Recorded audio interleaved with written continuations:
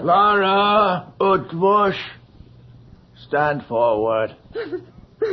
You have been summoned before me on this 21st day of August to answer to the laying of charges of the most grave, not to say scandalous, nature against her ladyship, Elizabeth, Countess of Bathory.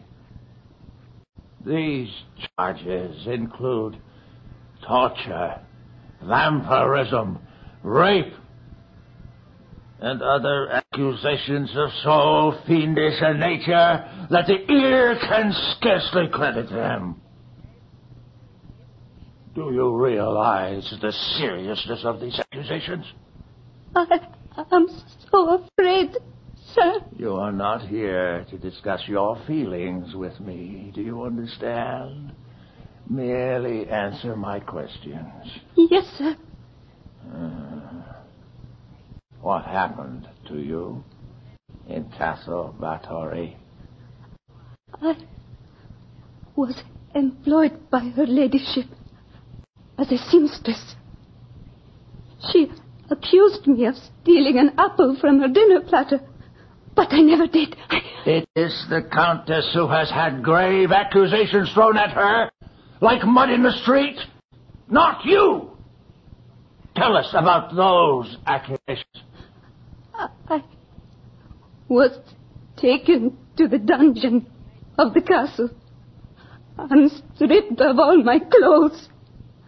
I was tied to a rack, and the Countess lighted a candle and held it between my legs and burned. I cannot go on, sir, please. I order you to continue. And She? I mean, her ladyship, the Countess, bit my neck until the blood was flowing freely. And then her ladyship, sucked at it and swallowed it. My daughter speaks truth, sir. She has never lied in all the years. Silence! Do you think the law believes that peasants like you and your daughter do not lie? Who would credit such filth as she speaks? If what you say is true, girl, how did you come out of the castle alive? They took blood, so much blood from me, and left me for dead in the forest, like the other girls, for the wolves to eat. Other girls? Yes, others. There were 3 corpses in the cart that took me by night from the castle. Look around you. There are no young peasant girls left for miles around. Where are your daughters? Silence, wicked girl! You are in the grip of the devil! Do you expect us to believe your vile blasphemies against one of the highest names in the kingdom? I hereby order you returned at once to the service of her ladyship, the Countess Bathory, that you may ask her forgiveness for your slanderous tongue. No! A transcript of this hearing shall accompany you, and I trust that repentance will bring God's mercy to your soul, her ladyship's to your body. Take her to Castle Bathory. No! Oh, God, no!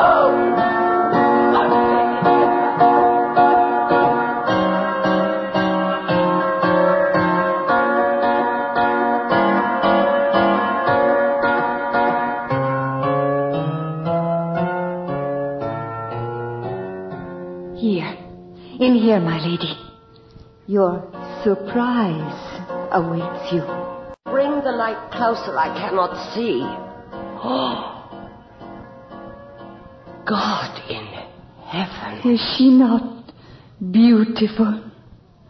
But you said this present was fashioned by a clockmaker. Is she not alive? For all her loveliness, my lady, She is a thing of wheels and gears, no more alive than the castle clock. She is miraculous. More than that, lady. Much more.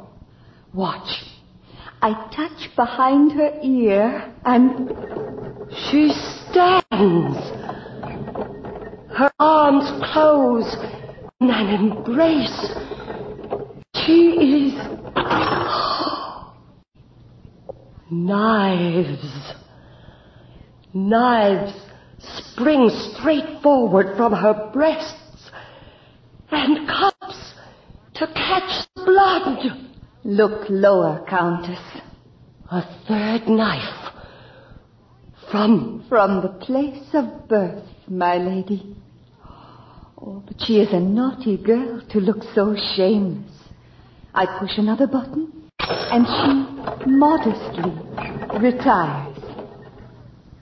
She is a wonder of the world. And spares your poor servants all the labor of cutting. Countess, look whom we have here.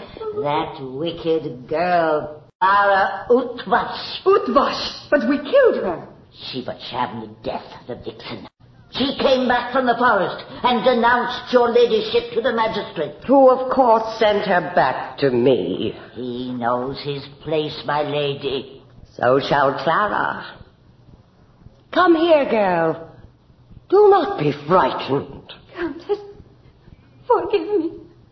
I did not mean that. Of course you didn't. You are only a foolish child who must be taught a lesson. Now do exactly as I say, and you shall then be released. Anything, my lady. Anything. You see this girl before you here? Is she not most beautiful? Most? Step forward to her. Put your arms around her, so. Now kiss her. Her lips are cold. You will feel a little colder yet. Darvula, now.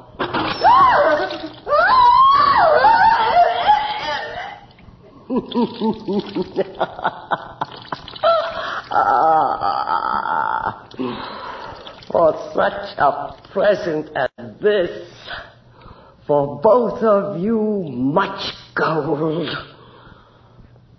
See how she hangs in the statue's arms, like an exhausted lover. And yet she died a virgin. So shall they all. Do we not thus preserve them from defilement? Lady, what would have happened if the magistrate had not been so obliging? The sword swings ever closer to us.